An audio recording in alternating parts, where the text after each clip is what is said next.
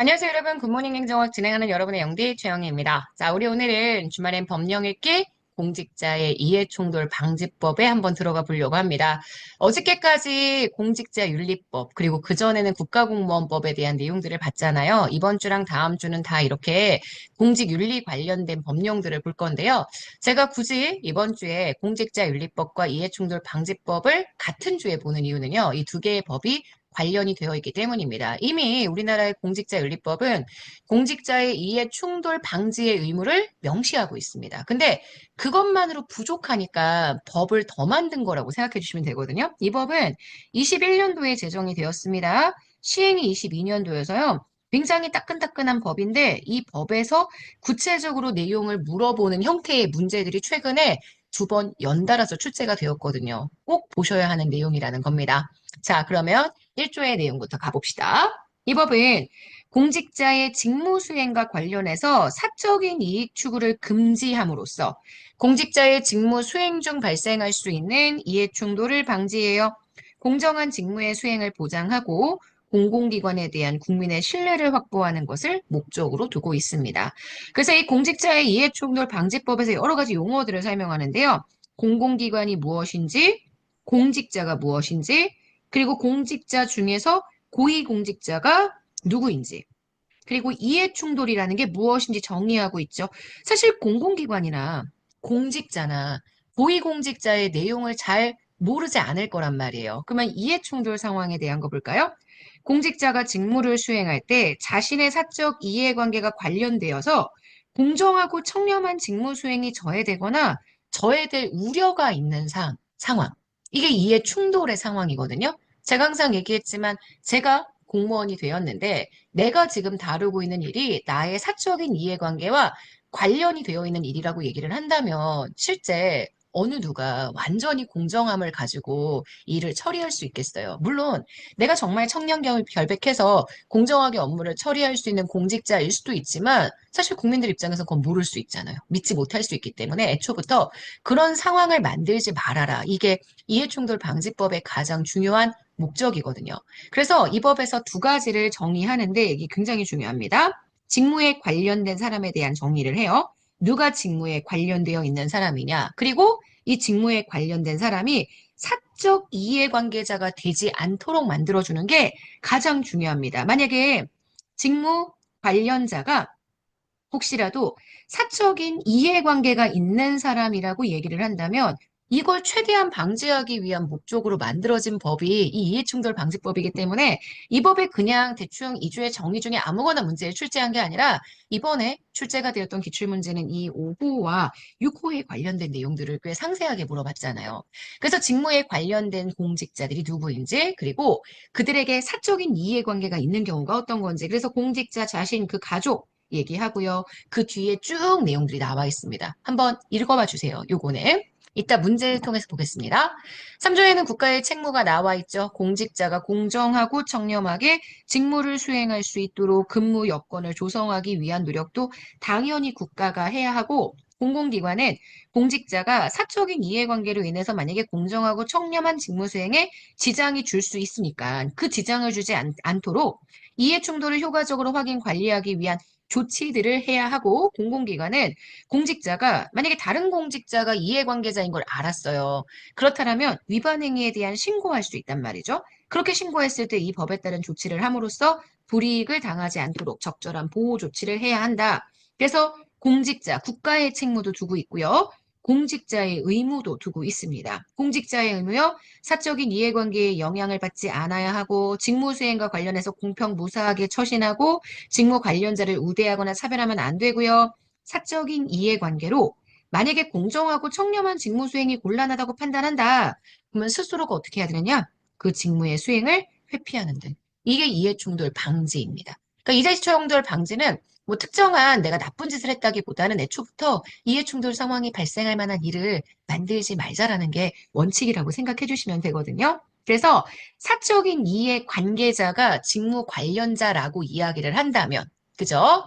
지금 직무를 수행하는 공직자가 직무 관련자예요. 이 직무 관련자가 사적인 이해관계자임을 알았다. 그러면 이 사실에 대해서 신고하고 회피를 신청하도록 해야 한다. 사적 인계 관계자가 신고해야 한다는 얘기들이 나와 있고요.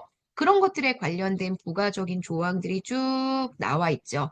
만약에 사적인 이해 관계자가 직무 관련자이다. 그러면 지금 보시는 직무 수행의 일시 중지 명령 또는 공동 수행자의 지정, 직무의 배제배 재배정, 전보 이런 형태의 방법들을 통해서 사적인 이해 관계자가 직무를 수행하지 않도록 직무 수행을 공정하게 수행할 수 있도록 계속해서 점검하고 확인하도록 하는 것.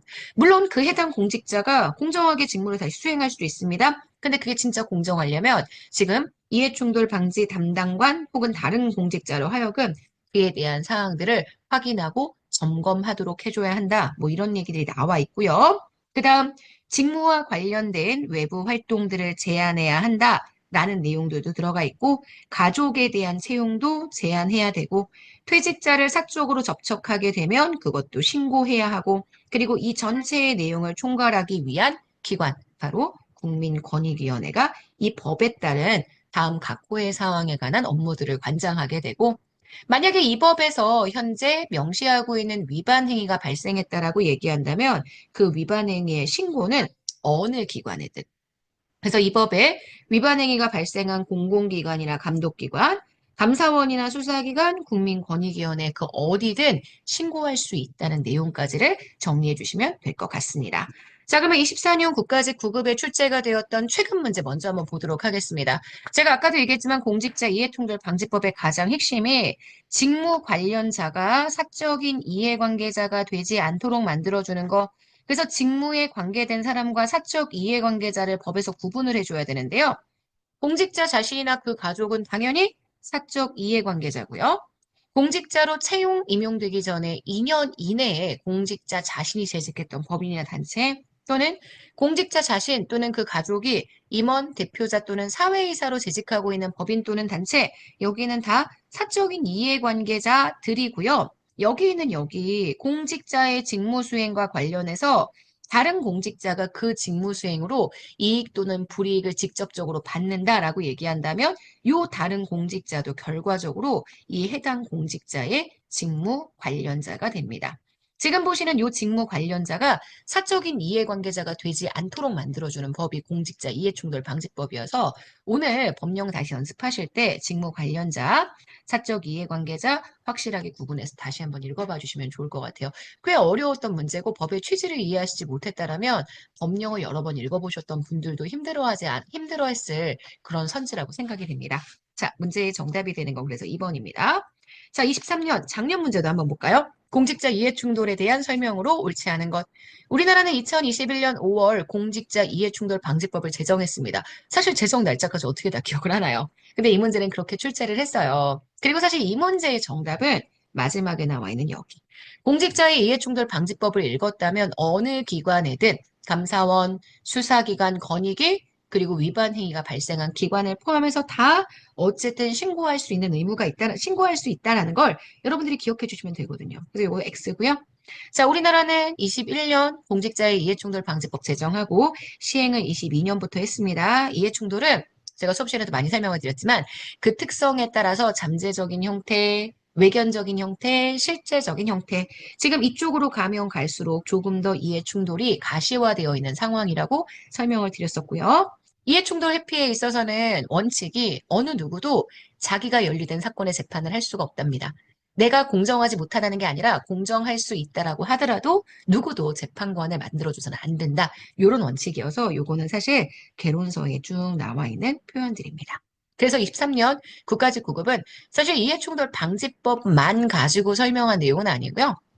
2번하고 3번 요거는 이론적인 부분이고요.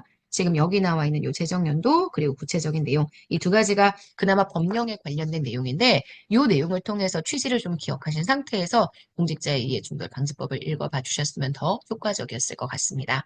자, 워낙 중요한 법이고요. 2년 연달아 나왔습니다. 내년에 안 나올 수도 있지만 내년에 또 다른 법들과 같이 연계시켜서 나올 수도 있으니까 조문 좀 꼼꼼하게 정리해 주세요. 그리고 무엇보다 법은 취지를 기억해 주셔야 합니다.